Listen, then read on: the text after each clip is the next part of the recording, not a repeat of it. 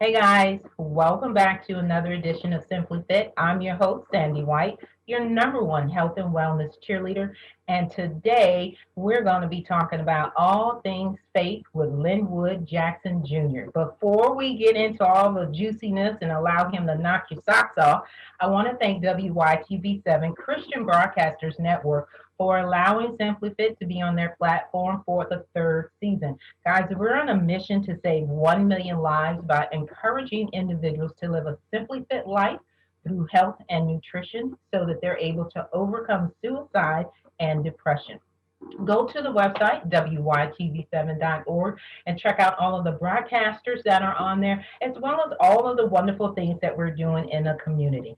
So, with that being said, let me give you guys a little bit about Linwood. After that, he's got the floor. So, Linwood is an author, a writer on mental and spiritual health and on its life altering benefits. He believes in the power of the Bible's word when sincerely exercised and studied. Through his books, speeches, and discourses, he encourages individuals to think and feel for self because self-love may bloom into self-possession through the knowledge acquired from experience. This, he says, betters the personal and devotional life, not only for the person, but also for all around them. And guys, he has a book. It's called Justification. It is on Amazon, and he'll talk about that a little later too. So, welcome to the show, Linwood, and thank you for coming on, taking out of your busy schedule for it, basically to enlighten the viewers because of what's going on. A lot of people need what you're about to talk about. So, how are you today? I'm good and glad that you have me. Your initiative fits with me perfectly. There's, a lot that we go through as human beings that we really don't understand. And so your initiative to prevent suicide and bodily harm, and which has a lot to do with mental health, that's an initiative I support. So when you allowed me to come on here, I was excited. You're excited. We're excited because a lot of people think that they're alone when things go, disarray. They feel like there's nobody to talk to, and so I love your book. I love the fact that you're out here, and so they can reach out to you because it's so weird. Because sometimes people feel that they can talk to strangers a lot more than the people that are close to them. So I'm all for being the help that somebody needs, and I appreciate your mission. So, give the audience a little bit more specifically what your mission is, and then how your book relates to your mission and what you're aiming to go. You're aiming for your goals for them. Yeah, my mission began with, and still is, on love and the definition of love. So the mission is to get the definition of love out there in a way that is reasonable towards us. Even before we started talking, you mentioned about or spoke to individuals that want to give up their religion or things like that, and it has to do a lot with love. And the age that we're living in, it's ruled by technology, and so when you see technology advancing and yet religion not, it makes you go, what's going on? So there's minds out there that are not content with consenting to religion being as it is, while technology is apparently in science, apparently growing in also their religions also. So for me, it's about love. The first time I picked up the Bible and went into the Bible, it was a need to discover the definition of love that wasn't romantic, that wasn't fanatical, that wasn't sensual, and that had nothing to do with an approach that I take towards somebody else externally or falsely inwardly. It was an approach of edifying. And the more that I studied the Bible and the more that I learned the practicality of the philosophy that's within it, the definition of edification stood out to me and actually matches up in the original Greek language that's written in as love. And when I learned that the definition of love in the Bible is edification, that just opened up a whole scope of different subjects. And from then on, it has been, I'm in this for a particular reason, to learn why I have no knowledge of love within me innately, being born up until now. Why don't I have any knowledge of it? How come, even though I was shown it physically, there is no sort of practical intellect within myself for it to give myself that love that is real, and also another person. So the more that I began to study, it became, if I'm going through something as a human being and it's kind of messing up my mind and the actions and the behaviors that I'm doing, there's other people on this planet going through worse situations. And whoever's going through a worse situation, they need just as much as I do, or maybe even more, to know the definition of love in a practical sense that makes sense to them. Because half of this world, their disposition is towards superstition, the other half is towards logic and reason. And there's the middle part that loves superstition and reason. So, whoever you are and wherever you're at, I just want to reach them with a practical understanding of the definition of love, which as human beings, we all fall into. And that getting that out there and bringing minds in to think about how they're edifying themselves and also the people around them by their thoughts, feelings, actions, and behaviors. That's the goal. So, just so the audience gets a really good feel for what you mean when you say show practical love, what are some examples of what your definition is of practical love? So, for example, what I've learned from the Bible of what practical love is my actions and my behaviors, thinking about them in a way that is edifying towards somebody else, thinking about them in a way that is not edifying towards somebody else. So, if usually when we think of love, when we think of service, we think of communion and fellowship as being some sort of physical act to alleviate some sort of physical burden or to sort of display a show of physical love so that another person can know or other people can see that this person loves me or this person loves what they're doing. It's from an outward sort of perspective, the definition of love and how it's received and how it's given. The practical part of it is the show is mental.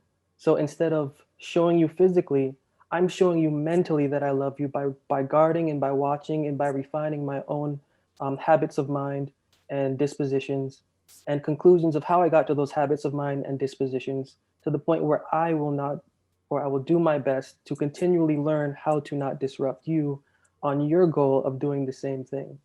Even if you may not be aware of that as a human being, this is your need and you need to do this. My example, this is the practical part of it. My example can then allow you to see a change in a character that you've never seen before, or can allow you to see a change in a disposition that you've never been familiar with, to where you go, this is interesting and it's something I'd like to mimic, even though you may not be conscious that you're saying it. You're seeing the method of edification being displayed within me. It's logical, there's a philosophy behind it, and there's in depth, I'm doing what I'm doing so that you can be refreshed in how you understand yourself, to the point where then you go, wow, I need to be refreshed in my own self too, because this is how they're behaving.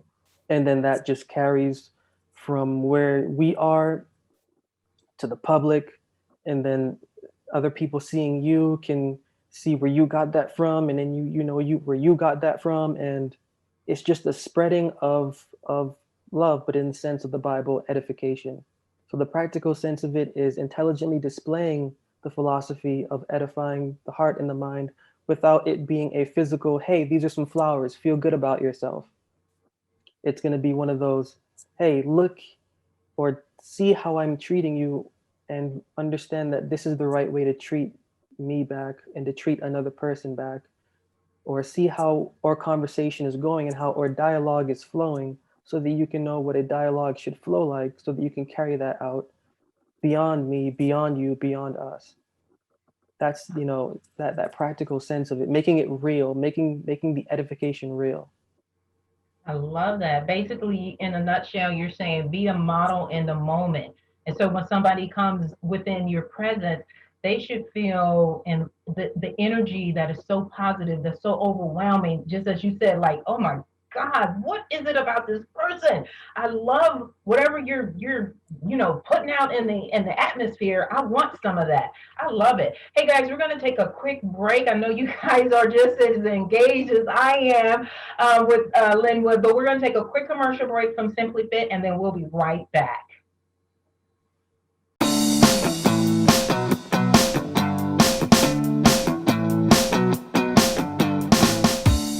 Happy Living here.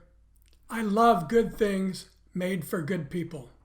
That's why I love Happy Living's online e-course. It's an 8-week-long deep dive into you and the inspired life you want to live. The life you were put here on this earth to live. The one that you and only you can live. 8 weeks of lectures and ideas and topics and supporting materials and powerful self-improvement tools. All designed for you. All designed to help you create the tools and the power and the confidence you need to discover your purpose and to discover the life you were meant to live and to feel incredibly inspired and motivated to decide you will live your life to its fullest. It's all designed to help you create the unique and distinct philosophy of you and your inspired life. Go to happyliving.com, select our e-course, and save $100 with promo code WYTV7. And for every enrollment, I'll donate another $100 to WYTV7. For $300 and about 30 hours, I promise you'll never, ever be the same again.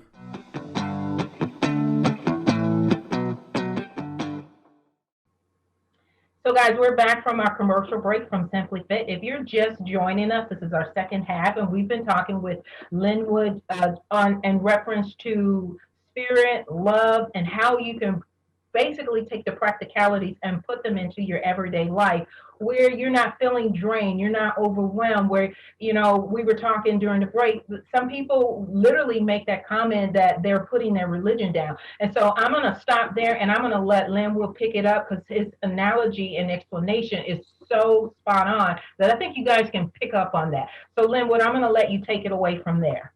Yeah, it's there's a difference in the Bible between the Bible defines religion differently than what we do traditionally.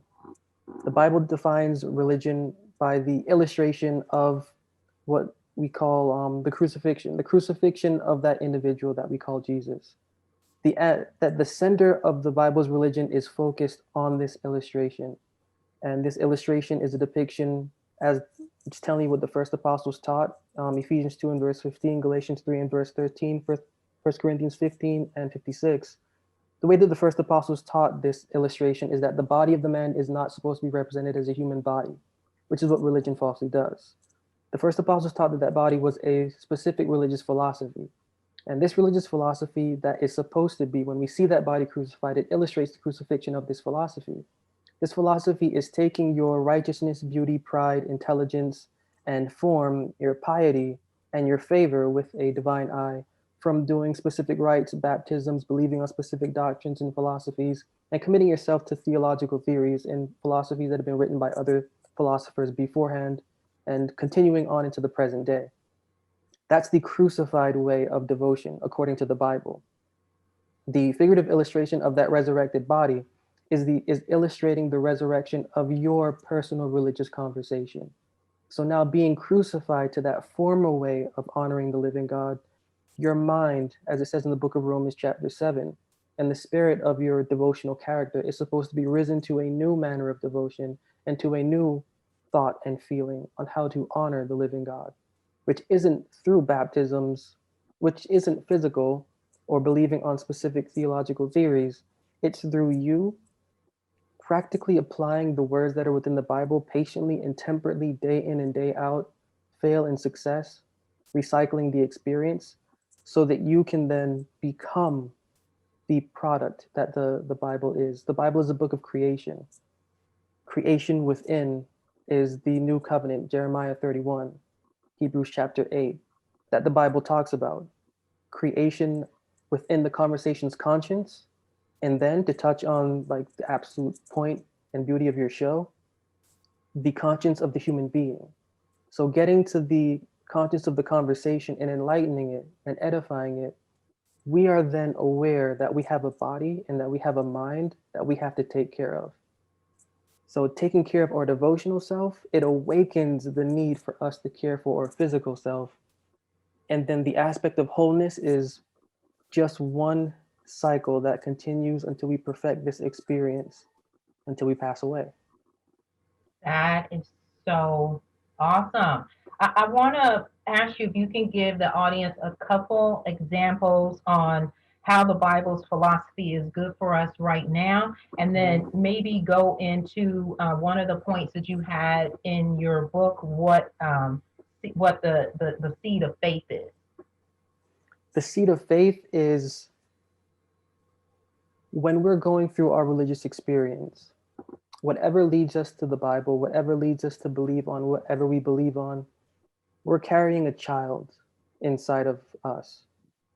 This child is our conversation's conscience, our faith's intellect.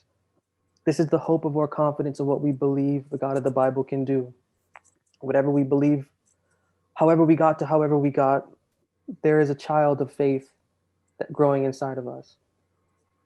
Like a normal child, this child of faith within the womb of our conversation has to grow, and it has to be fed, and it has to grow and it has to be fed to be born. So there's a lot of individuals who are literally pregnant until they die and have never given birth to their faith. They're walking around pregnant. They have never once fed their faith, right? So it can be born. They've never once allowed the walls of their body to contract so that they can feel that they need to release the intellect and the assurance that they have within themselves. That seed of faith is the conscience of your conversation combined with your devotional character. That seed of faith needs to be nurtured by the words that are within the Bible. And this is where the definition of justification leads. You know, Isaiah 53 speaks about the definition of justification, and it says, "By his knowledge shall my righteous servant justify many." Now, this is different from what the traditional sense of the word justification means, which is broken down as just as if I had never sinned. That philosophy being, which is traditionally taught, that Jesus has, by his death, taken away all your sins and now you have to do nothing. This contradicts the Bible's philosophy. In the book of Proverbs 11:9, through knowledge shall the just be delivered. The Bible has a strict code, and that strict code is that the knowledge of you and the knowledge of your experience is what delivers. The deliverance in the Bible is not the same as the deliverance of the Christian religion or as the deliverance of what we would believe in a human sense. The Bible's deliverance is a deliverance from religious error and from religious ignorance, to the point that once you are delivered from that religious ignorance, that knowledge of you can be applied to you, and you can then spin it around and gain more knowledge from it so that the experience isn't dictated to you, and that the experience isn't based off of mother and father, and that the experience isn't based off of the energy of my best friend, but that the experience is based off of the knowledge that you gain from practically applying the experience that you have to yourself. Going through that struggle and going through the inward dialogue that you have so that you can know that, yes, the Bible is living. And there are, I've gone through the different arguments with the atheists of the world and the Christians of the world and the evolutionists of the world, to the point where they believe that the Bible does not teach you knowledge, that the Bible only wants you to believe in something without having any proof of it. All you have to do is just go on and believe by faith. This is the atheistic argument for the impracticality of the Bible. Now, when I show the atheists that the Bible's foundation is built on knowledge because you cannot have faith without knowledge, their argument stops. And it's quite hilarious because they have nothing more to say. So the Bible's intellect is different from what we understand it to be. And that's where the falling off of religion comes from, because I'm not going to want to be someplace where I'm not going to have, I want to think about what I love. When you think about love, you don't think about like, I love you for no reason. I love you and I don't know why I love you. If you love, you know why you love. And there's people that love something in the Bible and they're not being fed it. And because they're not being fed it in an intellectual way, their spirituality is declining. And that's something for them to realize or recognize, so that they can then take that and dig in personally to what they're missing. There's a lot of people that even message me saying, I don't even feel it when I go to church anymore. When I go to church, the energy isn't there. When I go to church, I feel negative. I don't know why I feel negative when I go to church. My reply is, okay, then don't. You have a brain. You are a person. You are connected to the living God. Pick up your Bible and open the temple that is within you. Forget that when the man spoke about his resurrection, he said, he spake of his body. He spake of the temple of his body.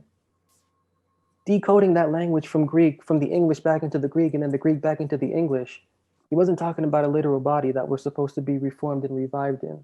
The temple of the body is within. The moment we pick up those words with the Bible, we are having intercourse with that energy and with the mind within the Bible. And that fellowship, that is our communion.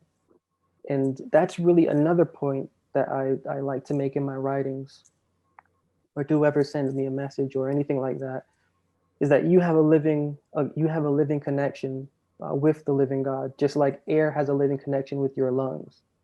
So that one aspect, and the aspect of that connection being for love, and the fact that the seed of your faith, whatever you have that led you to the Bible, it's there for a specific reason. It needs to be watered, and it needs to be cultivated intelligently. And the only way you can do that is through exercising your mind in those words, individually, independently, consistently, temperately, patiently. I love it. So basically, you really need to have a relationship with God so that you can explore or expound on that rapport so you're not feeling empty, because it is our responsibilities, as you just mentioned, individually to learn what God put in his Bible and how to implement it. It's no one else's responsibility. The pastor is there to explain the stuff, but we're supposed to go and study for ourselves. You're not supposed to just trust man blindly. But we're down to the last 10 minutes and I'm just having a blast talking to you. Can you quickly tell the people how you want to go about teaching the Bible's philosophy to individuals? Do you have like a Facebook group where you have certain time frames where you're saying, okay, this month we're going to be expounding on certain areas, and then you invite people in? And then from there, because we're down to the last 10 minutes, please tell everybody about your book and how to get it. Concerning the groups, I don't have a group yet, although I'm working on specific courses. That's taken a little bit of time because I'm ridiculously busy. Last month was a crazy month where I had to let go of a couple of engagements, and now my April is just stacked. So getting the time to be able to do that sort of group work, I don't, but I do get emails and I do get messages from different people, and I do sit down with those individuals and I do make time for them. And that's, I love, I get to walk the experience new. I'll give you an example. Someone just told me, messaged me, I just bought your book. I came across you and I just came out of the new age religion. I realized it was a deception and it was false light. And now there's something in the Bible that's just natural, and that for some reason, I called and I prayed for help and I stumbled on you. And so, that one experience, I get many experiences like that, although like my time restricts me from doing any sort of group workshops. I'm slowly putting that together. Oh, that's okay. I'm sure it's going to come. Yeah. So tell folks how they can reach out to get your book. Now, if you want them to reach out to you, I know you said some people that send you emails, but if that's not what you want them to do, don't say that. Like, here's my email, contact me, whatever. If that's not what you want, don't say that. Just tell them how to get your book. Yeah, you can go to my website and email me. I'm really open. I'll talk to anybody. My email is on my website, linwoodjacksonjr.com, LIN, linwoodjacksonjr.com. And you can get my books on my website, or you can type my name into Google. My name will pop up with all my books. Or you can go to Amazon. You could type my name into Amazon, and my name will definitely pop up. Outstanding. Guys, we have been having a wonderful time talking to Linwood Jr. about love, the philosophy of the Bible, how you can have a rapport with God, and just all of the wonderful things that we should be doing on a regular basis, not just when we are in the four corners of our church. And like right now, we are dealing with COVID. So you really need to sit down, take that time, meditate on the word so you're not feeling empty. So anytime you want to come back, Linwood, we'd love to have you. Guys, we broadcast every Wednesday night at 7 p.m. on Eastern Standard Time, and we are on WYTV7.org's platform. So come back, check your time zone so you never miss a segment from us. Until next week, we'll see you later. Bye.